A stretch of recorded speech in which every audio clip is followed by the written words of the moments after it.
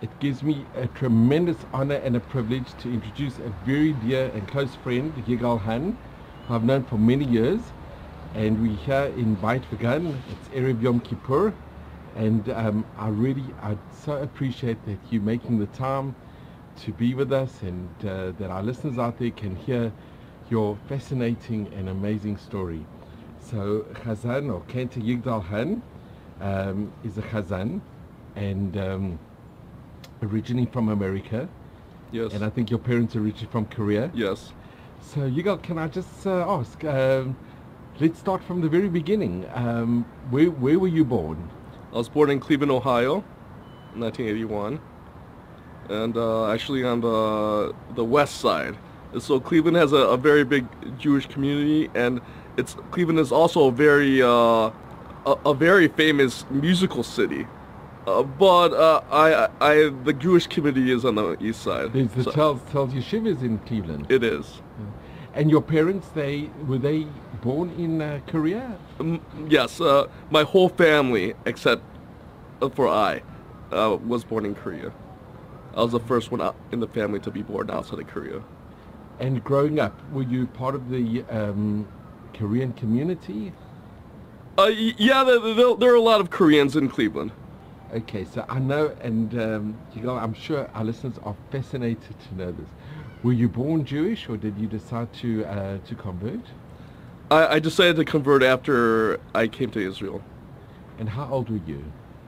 When I came to Israel, I was 21. And let me just ask, growing up in Cleveland, did you have a lot of Jewish friends, or did you associate with them? Since I grew up in the west side of Cleveland, east side Cleveland, huge Jewish community, I didn't really know many Jews in the west side.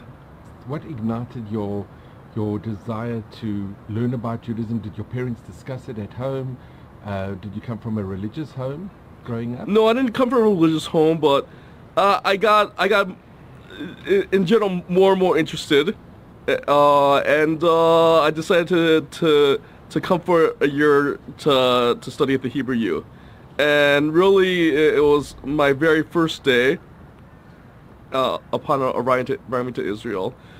And most of the group who flew on the same flight from LaGuardia, I think, or something like that, they were mostly conservative, some modern Orthodox, but basically they all went to the hotel, and they took me, and so that really impacted me.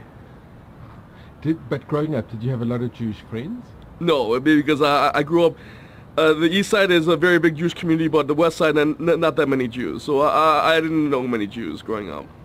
And what was your desire to come to Israel? Had you traveled extensively before?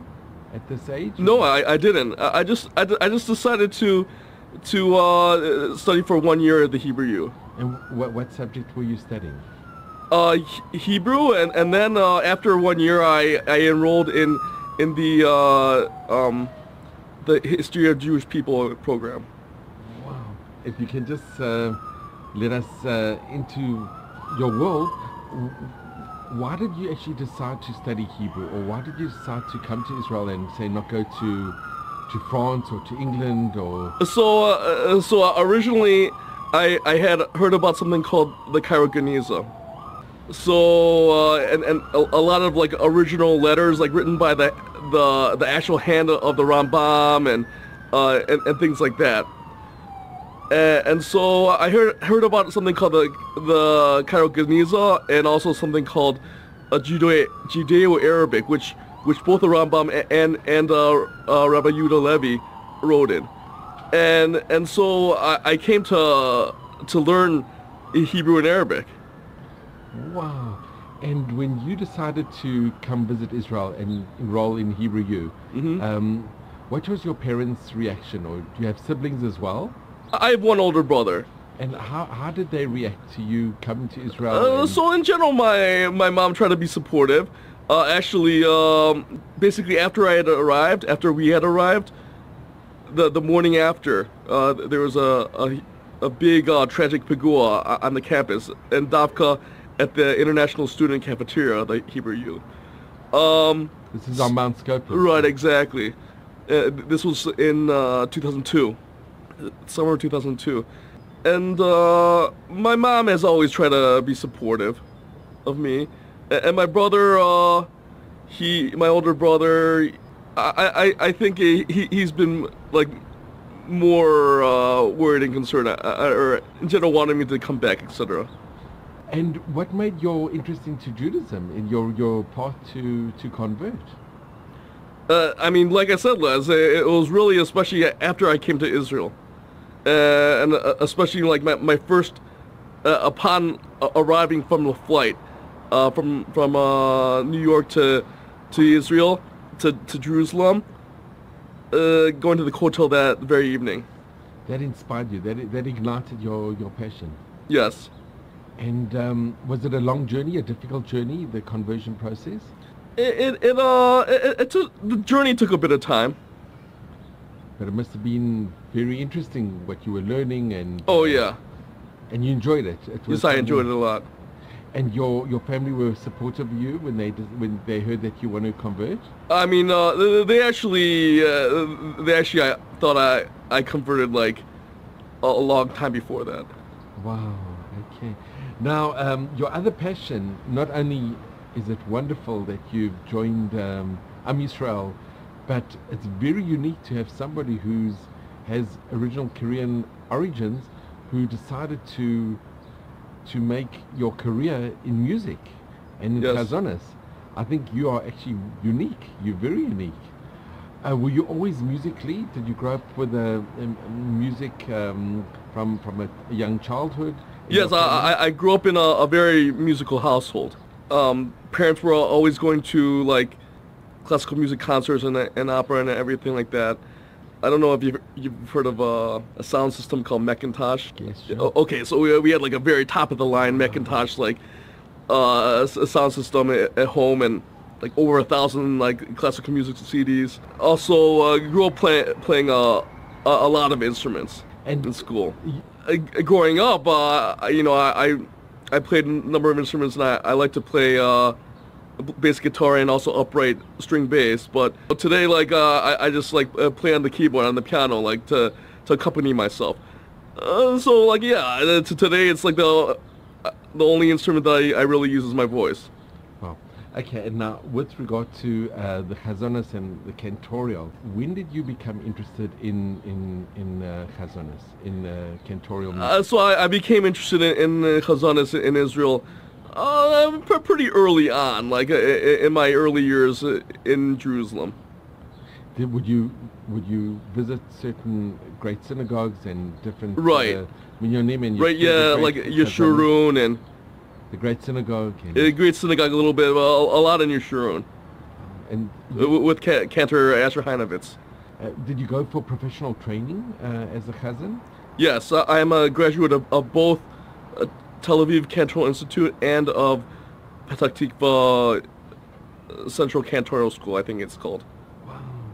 And you've led, obviously, as a chazan, you've led different services. Yes. Throughout the year on the Chagim and during Shabbat and during the week. And what is your passion?